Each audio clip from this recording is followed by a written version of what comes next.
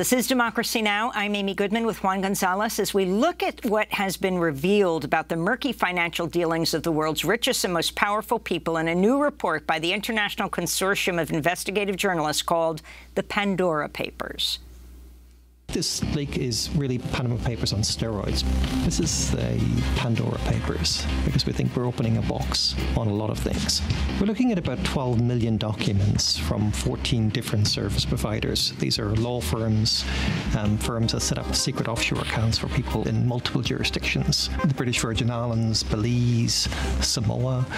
These documents, for the very first time, is actually showing the US as a tax haven itself. 330 politicians from 90 countries. We're talking about some of the most famous people in the world that are in these documents. Presidents, prime ministers, government ministers, the King of Jordan, a number of very high-profile Russian clients, people that are very close to Vladimir Putin. We're seeing them buying real estate. We're seeing them trading in shares, using offshore companies. They're buying houses, cars, artworks. I guess it mostly demonstrates that the people that could end the secrecy of offshore, could end what's going on, are themselves benefiting from it, so there's no incentive for them to end it. The biggest journalism partnership in history, led by ICIJ. We're not looking at a couple of $1 million here, we're looking at trillions of dollars.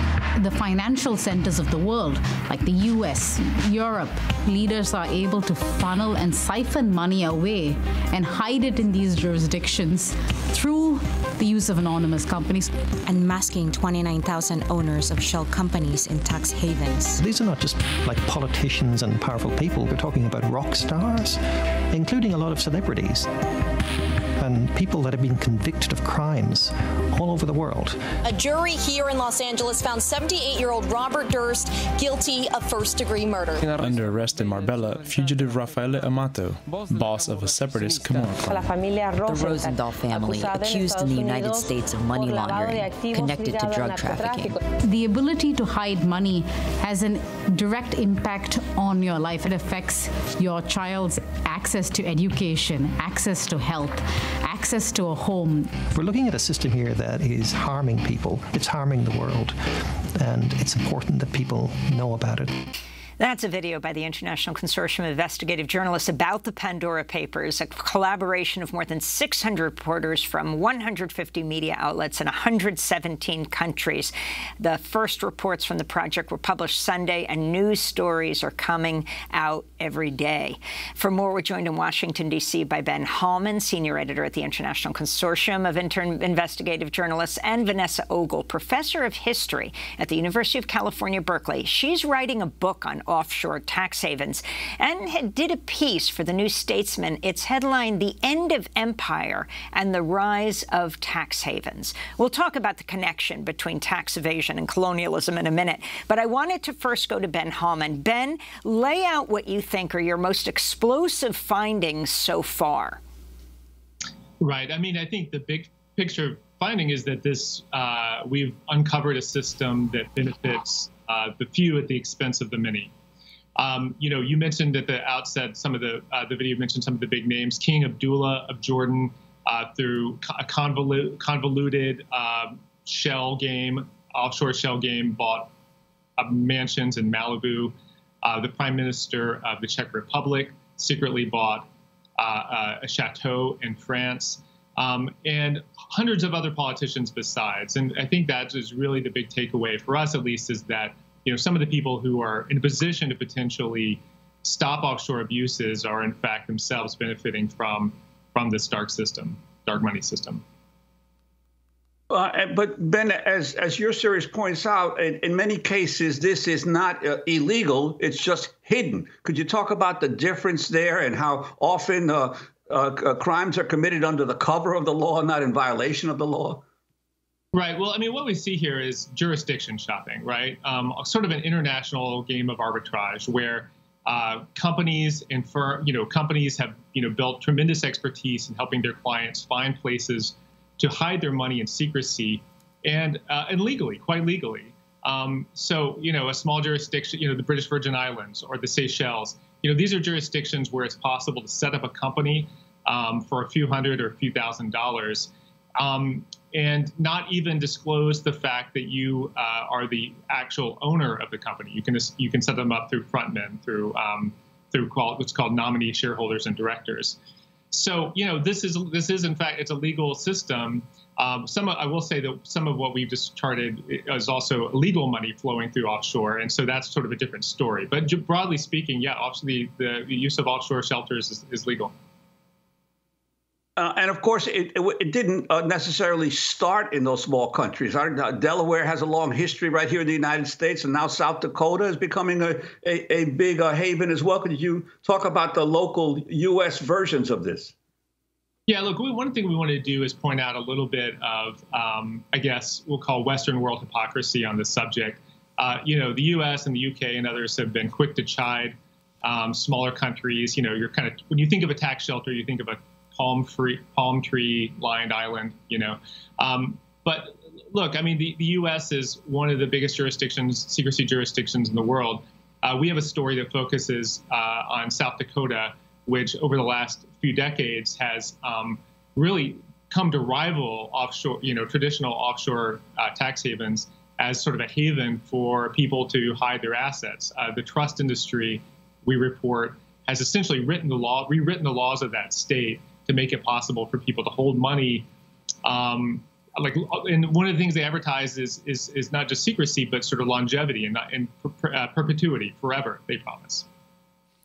So go through some of the names. I was struck by how, I mean, you're talking about, Uhuru Kenyatta in Kenya, you're talking about King Abdullah, but some of the richest men in the world are right here in the United States, and you're not seeing their names.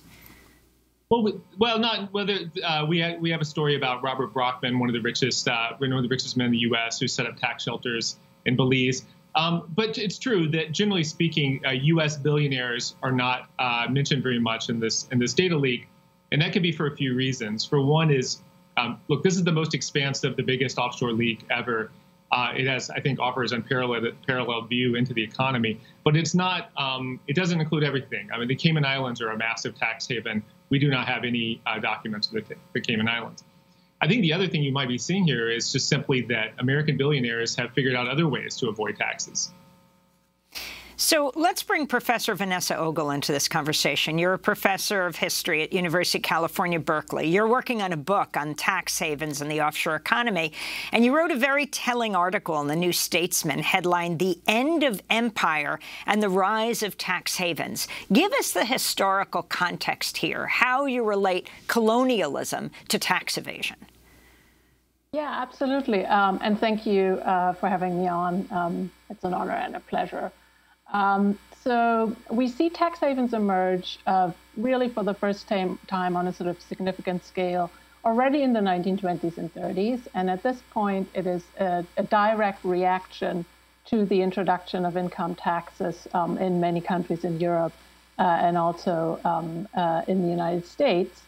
But then there's a second phase during which tax havens expand and new tax havens, important tax havens that we know today, appear on the scene, and that is in the 1950s and 60s. So that is when you get places like the Bahamas that really sort of take off as a tax haven. That is when you get the Cayman Islands, eventually the British Virgin Islands, and so on. And so during these decades, there's a direct connection between the end of colonial rule, the end of European empires, and the expansion of these havens at the same time. So what you have is a situation where European settlers, European businessmen who have been doing business, who have been living in the colonial world, for instance, in Kenya, which is a British colony at that point, of course, they have been living there and they have been doing business there, and they begin to see, if you want, the writing on the wall, and they begin to see local anti-colonial independence movements. And they begin to worry about the safety of their assets in these places, because after all, they've been there for decades, sometimes centuries, and they've, in the view of local populations, certainly oppressed and these populations and ruled against their will. So it might be that new governments might not look so favorably on the presence of these Europeans. So what they do when it becomes clear that some of these places will become independent is these Europeans begin to move assets out of the colonial world. And because at this time tax rates in places like Britain, in places like France are relatively high, right? These are the sort of decades in which European welfare states are financed by high tax rates. Because that is the case, they decide to move assets to other places. And among other places, they choose the Bahamas.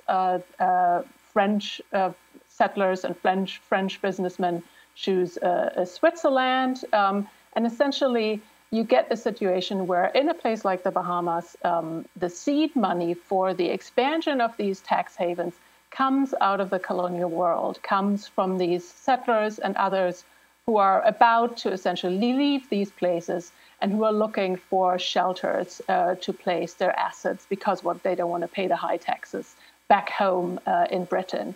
And that puts in place a whole infrastructure of tax evasion. If you want an ecosystem of lawyers, of bankers, of accountants who facilitate this and who enable this.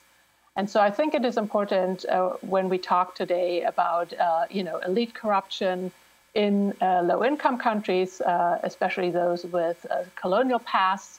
It is important to point to the kind of longer histories of this and the legacies of European colonialism.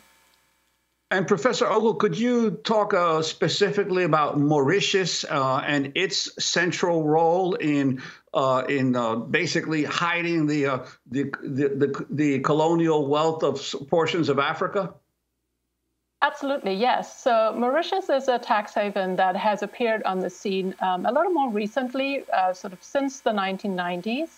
And basically, Mauritius has, through a combination of so-called tax treaties and very low tax rates for companies registered in Mauritius, Mauritius has found a way to make itself a sort of stepping stone for investments in sub-Saharan Africa. And it means that Western companies that want to, funnel funds, route funds into sub-Saharan African countries, they basically go through Mauritius in order to avoid paying taxes in these countries in sub-Saharan Africa and to instead benefit from the extremely low or zero tax rates that Mauritius essentially sort of offers them. And this is particularly harmful for economies in this part of the world because they rely to a greater extent than many rich countries on corporate taxes as a source of revenue, which has to do with the sort of makeup of these economies where you have a big informal sector where it is much harder to collect revenue and collect taxes, which means that corporate taxes, which are generally speaking easier to collect sometimes, are an important source of revenue.